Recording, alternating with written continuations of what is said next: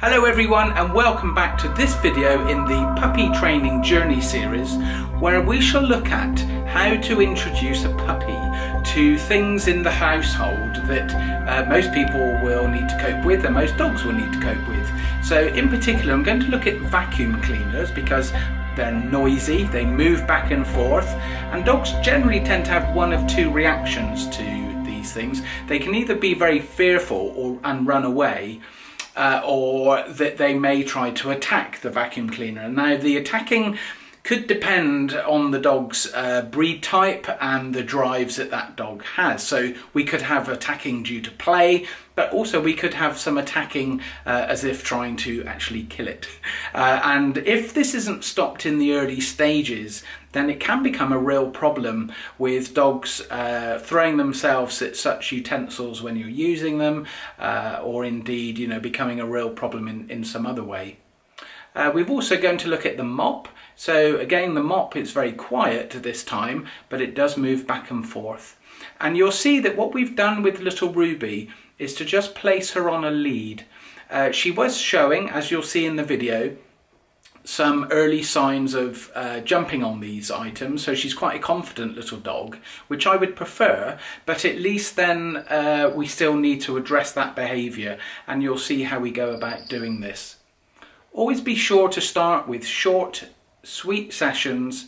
Try to get the dog as calm as possible and under your control. Reward good behaviour and manage any behaviour you feel is not acceptable. So any jumping at the items or trying to grab it is not acceptable. Just tell your dog to leave it and to sit, or it doesn't have to sit, even if it's just stood there and watching innocently as you go about your cleaning duties is absolutely fine.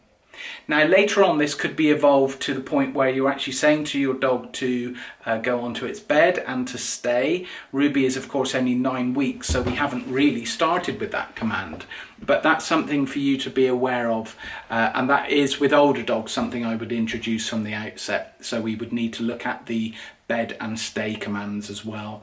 But even with older dogs which are a bit troublesome, I would usually start with a lead on for that basic control and then go from there. Okay, so I hope you find this video interesting and enjoy. Good boy. So I thought I'd get the vacuum out because the fire is deciding to turn itself off, so I am hoping it just needs a clean. It's not been, the front comes off and I can vacuum that out, so that's not been done for a while. But here is Ruby meeting the vacuum cleaner. Now it doesn't sound like too much of a thing, does it? But when as I have done some specific visits for dog behaviour problems surrounding the vacuum, usually dogs trying to attack the vacuum or being utterly terrified of it, so it's useful to introduce this carefully. So when I make such introductions, I always turn it off to begin with. As you can see, Ruby just wants to chew the end, but as we progress we can have little blasts of turning this off and on, which I will hope to show you shortly. Something to be aware of with a vacuum cleaner is not to play any games between your dog and the vacuum. What I mean by that is, say for example, if your dog is showing any tendency to wish to grab at the utensil as you're moving it back and forth, don't allow your dog to get into that. It really can be the beginning of a bad habit. So you really want ideally your dog to be able to sit and stay at a sensible distance.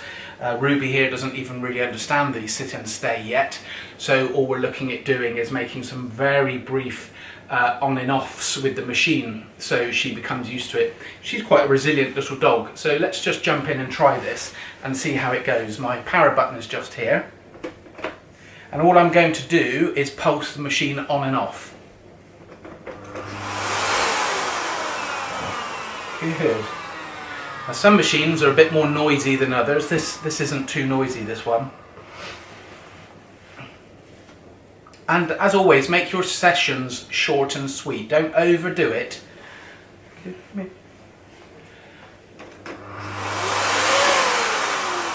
wow. He's a brave dog.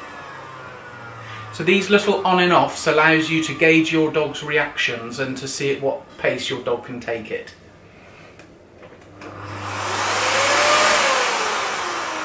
clever girl. What a clever girl. So, as I've said in previous videos, Ruby was reared in a home environment, so it's very likely that she was used to seeing a vacuum go up and down in the home and to be used in that manner.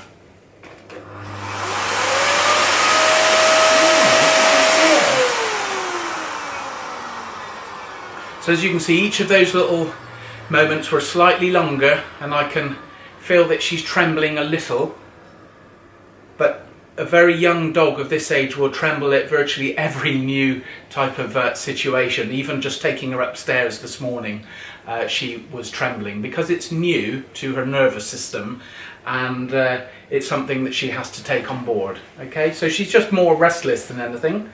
Let's go for a bit longer.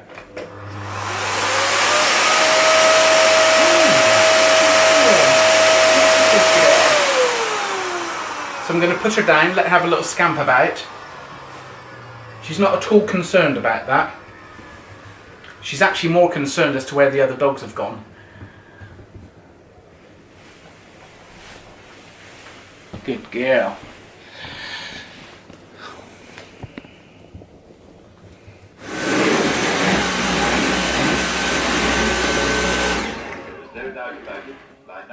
So all Ruby wants to do is to pounce and play at the vacuum, so we can't have that. And what we can do, if you're on your own, is you can put the dog on a lead and hold it by hand, or you could theoretically attach the lead back to, say, the foot of a sofa, and then have the dog in a bed just where she is here. So anyway, I guess get my excellent cleaning assistant Sarah to start off with a bit of gentle movement, not too much, and we never really get into the dog's space. We don't want to freak the dog out either.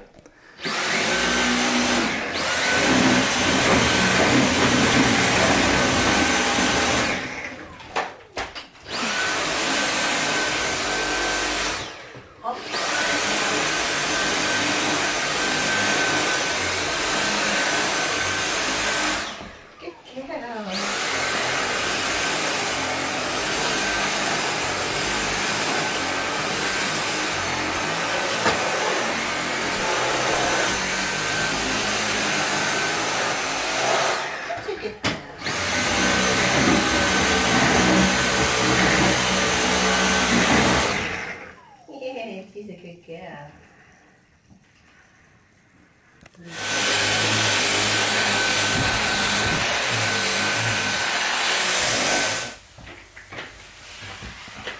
Leave it.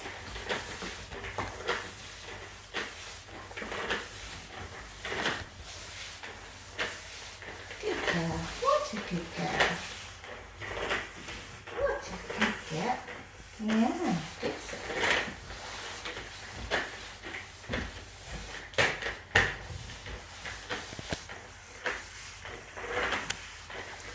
What a good girl.